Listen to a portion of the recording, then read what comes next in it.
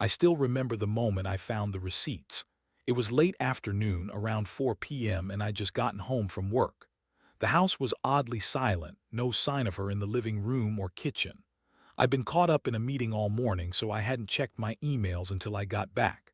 That's when I saw the message, a photo attachment from her phone, sent accidentally, I think, when I was scrolling through her messages.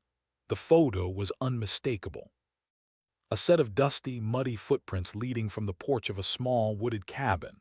My wife's name was in the caption, along with a date, last summer, the same weekend she had claimed to be at that business conference out of town. The caption read, "Best weekend ever," with a smiley face. My stomach clenched. How could she lie so brazenly? I stared at the screen, my vision blurring slightly. My hands went cold and clammy.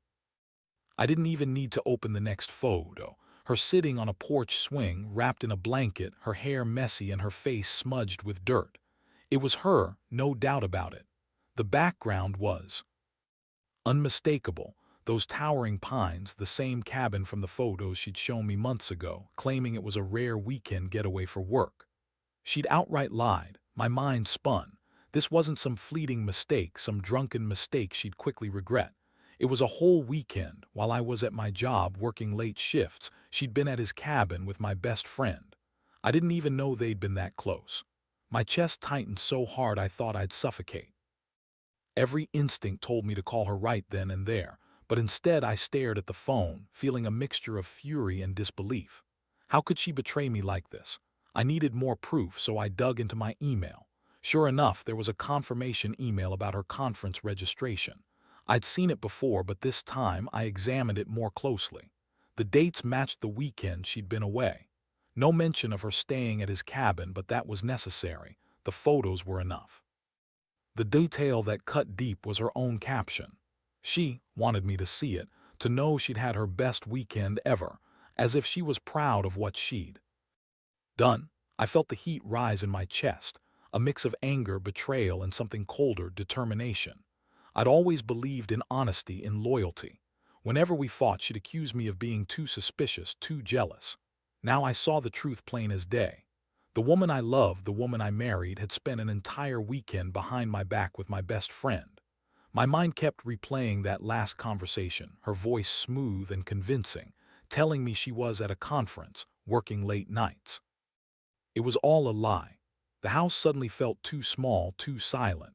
My palms grew sweaty as I clenched my fists. I wanted to scream, to break something. Instead, I just sat there, staring at the evidence that shattered everything I thought I knew. It was like a punch to the stomach, a punch I didn't see coming. How long had she been lying? How many weekends? How many more secrets? I decided I had to confront him, my best friend, the one who'd betrayed me in the worst way possible. But before I did anything, I needed a plan. I couldn't just storm in and yell. That wouldn't give me what I wanted. I needed to be smart, cold, precise. I'd keep quiet for now, let her believe I don't know, and gather everything I could. The evidence was just a start. The real game was about to begin, and I wasn't going to let her get away with it. That night I sat in my chair, eyes fixed on my phone, thinking about the perfect way to turn this around, to make her pay for what she'd done. I had a few ideas, some that would leave her stunned, others that would make her regret ever crossing me. But the first step was clear. I had to make her face what she'd hidden for so long, and I knew I wouldn't stop until I did. The next morning I woke up with a knot in my stomach. I'd had enough of pretending I didn't see what I saw. The images haunted me, her lying on that porch swing, her smile, that damn caption. I felt the weight of it pressing down harder with each passing second. I knew I had to act, but I also knew I needed to be careful. If I went in reckless, I'd just blow everything up and get nothing back. First, I decided to run a quick check of her phone. I wanted to see if she slipped up or left behind any other evidence. I knew she'd be cautious, she always was, but I also knew her habits. She was sloppy sometimes, like when she left her email open or forgot to delete messages. I sifted through her texts, her social media. Not much else new, but I did find something interesting. A recent chat with her sister, talking about the upcoming family gathering. Nothing suspicious there. But then I saw a thread from a few weeks ago, disguised under a different app, a secret one she'd probably used to hide her tracks. It was a messaging app, one she rarely used openly. I hesitated before clicking on it, then did. There were no recent messages, but the last one she sent was strange. It was a quick done, with a timestamp that matched the weekend she left for her conference. I didn't recognize the contact, which meant she'd kept it hidden. The whole thing made me more determined. Yeah, this was a game now. She thought she could keep secrets, but I was going to find out everything. I left her house quietly that morning, drove straight to the hardware store and bought a voice recorder. I wasn't planning on catching her in a lie. No, I wanted her to think I didn't suspect anything. I was going to bait her into slipping up. I knew her routines, her habits. I'd get her to confess, or at least slip enough to prove her guilt beyond any doubt. That afternoon I called her, acting casual, trying to sound indifferent. "Hey babe, how's your day?" I asked, voice even. "Oh, same old, just wrapping up some work. How about you?" "I'm good," I said, keeping my tone light. "Hey, I was thinking about the family reunion next weekend. Are you planning to come?" "Yeah, I think so. It's been a while since I saw everyone," she replied, nerves skimming her voice just a little. I pressed for more details. "You're bringing the kids, right? And maybe that new dress you bought last month." Of course, I wouldn't miss it. She was lying, I knew that. That new dress was in her closet, but I also knew she'd gotten it without me knowing. I played it cool, but inside my mind was racing. I wanted her to slip just once. Over the next few days, I kept a close eye on her. I checked her car, her phone, her social media. Everything pointed to one thing. She was hiding something, and I was getting closer to the truth. I found out about that secret messaging app. She'd hidden it well, but I'd found her pattern. She'd use it late at night, probably talking to him, planning her next move, or maybe just reminiscing about that weekend at the cabin. Then the moment came. I was at work pretending to be busy when her sister called me unexpectedly. She was nervous, hesitating before she spoke. "Listen, I don't know what's going on, but I saw a message from your wife. She's been acting strange lately, like she's hiding something. And I found that app she's been using. I think you should know." That was the trigger. I told her I'd handle it, but inside I felt a rush of satisfaction. I had the confirmation I needed. My wife had been lying all along, and I had the proof. Now I just had to decide the next step: confrontation, or a little more patience. I knew I wanted to catch her in the act, not just accuse her blindly. That meant I had to set a trap, a way to get her to reveal everything without me having to ask directly. So I devised a plan. I would wait until she came home, act normal, then bring up her weekend at the conference as if I didn't suspect a thing. I'd ask her about her trip casually, while secretly recording her. I was going to make her slip, make her lie again, and this time I'd have her cornered. I could already feel the adrenaline. The game was in motion, and I was determined to win. Whatever it took, she was going to pay for her lies. I'd never been the vengeful type, but this betrayal left me no choice. I was about to get to the bottom of this mess, no matter what it cost her. That evening, I cooked dinner like usual, but my mind was miles away. Every smell, every sizzle in the pan felt distant. I wanted her to think I was clueless, batting her eyes, pretending everything was normal. But inside I was collecting my next move. I needed her to slip up again, to say something that would seal her fate. She came home looking a little tired, her cheeks flushed, probably from trying to look innocent. I kept my tone casual, just a little too normal. "Hey babe, long day?" I asked as she set her purse down on the table. "Yeah," she answered, forcing a smile. "Work, been crazy, you know how it is." I nodded, watching her closely. I decided to go for a light approach, the kind that wouldn't make her defensive. "Did you get that dress you mentioned last month?" I asked, voice steady. She hesitated for a split second, then nodded. "Yeah, I did. It's in the closet. Thought I'd try it on next week for the reunion." I kept my face calm. "Nice. Would have loved to see it. Maybe you could show me tomorrow." "Sure," she replied, looking nervous but masking it with a quick smile.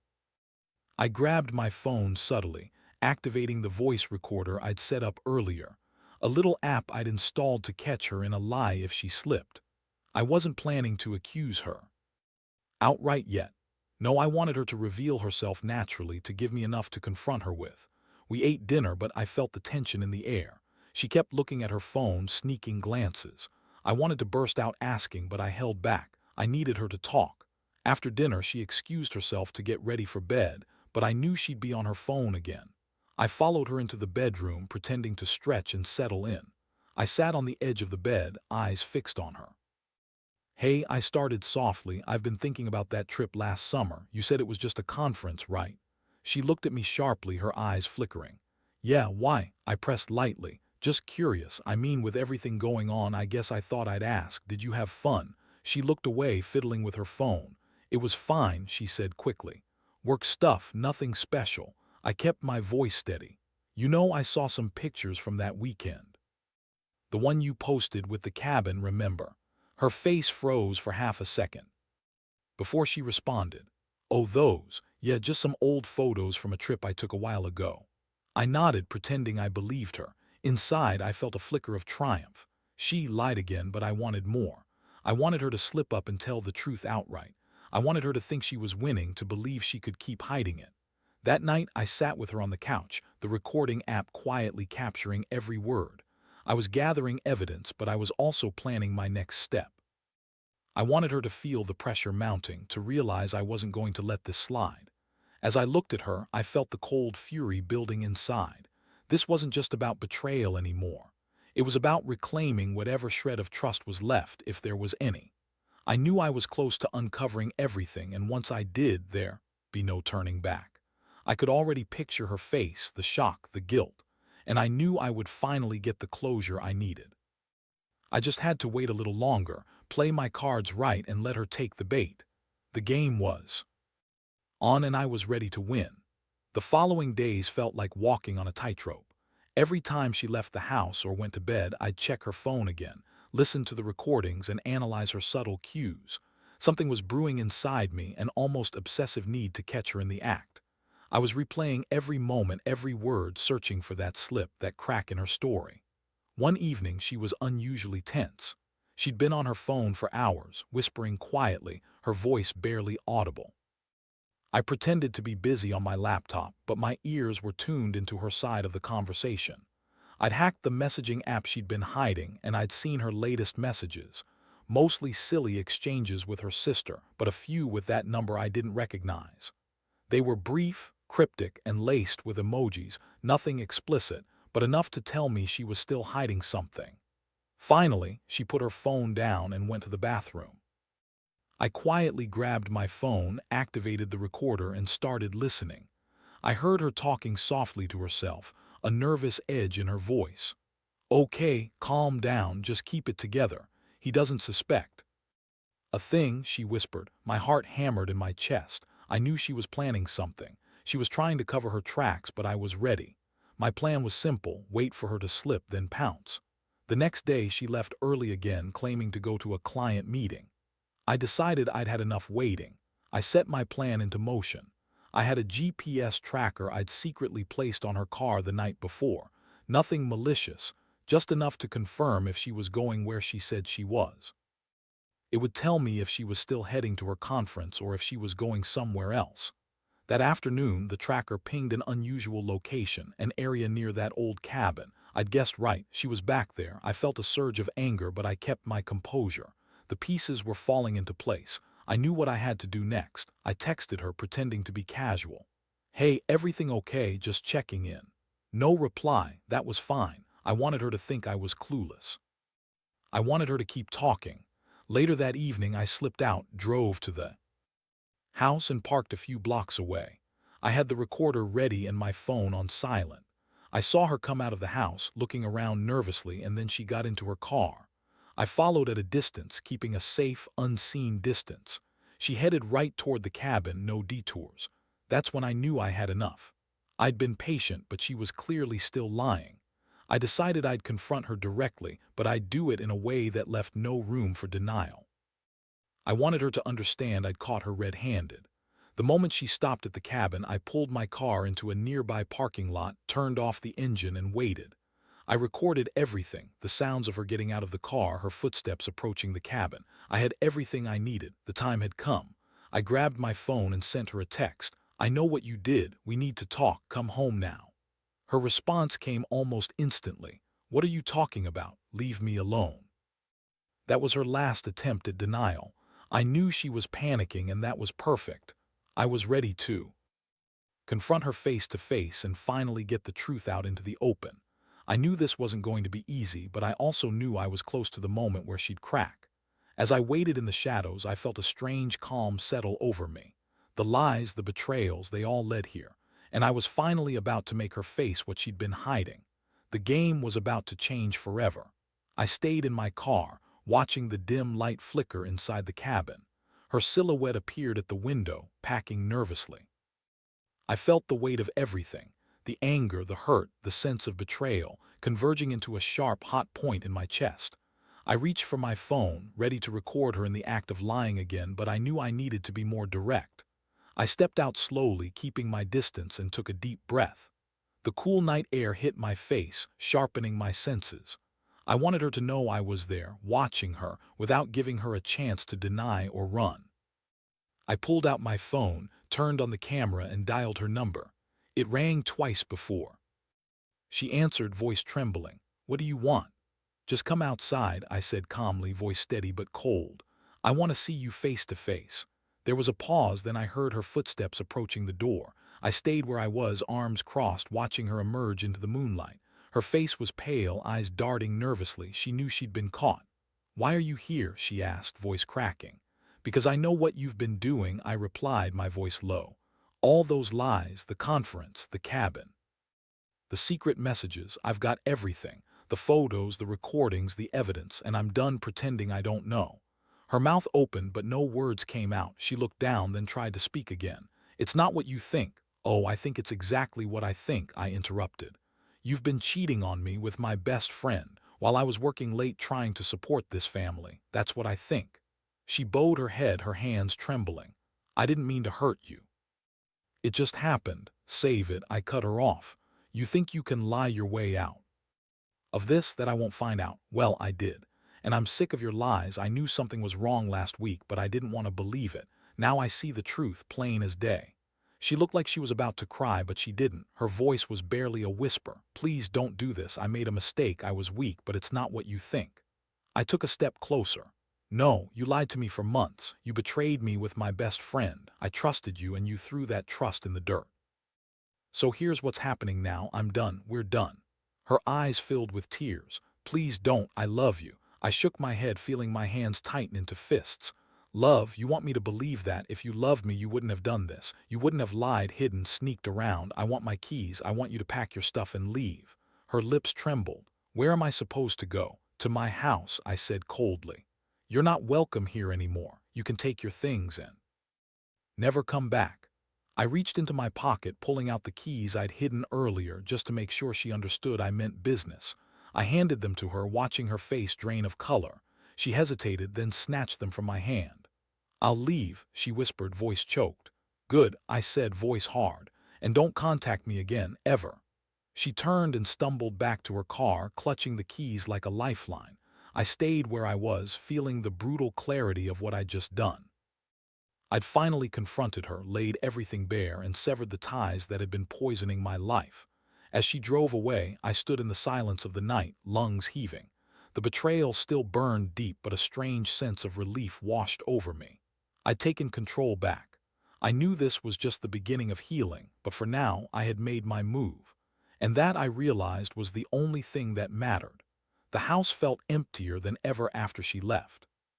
The silence was deafening, a stark contrast to the chaos of the past few days. I didn't bother trying to sleep that night. Instead, I sat in the living room, staring at the empty space where her purse used to be, feeling a strange mix of emptiness and relief flooding through me. I'd made my move, finally cutting the cord after months of suspicion and pain. As dawn broke, I started packing her things methodically, piece by piece. I didn't want to linger on the anger or bitterness, at least not now.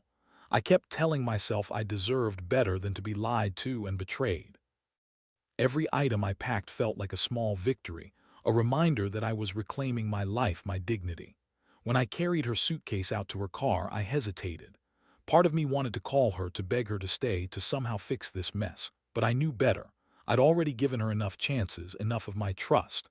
Now it was over. I placed the keys on the kitchen counter, took one last look around the house, and felt an odd sense of closure. I finally saw everything clearly. She'd been lying for so long, hiding her secret life behind a mask of deceit.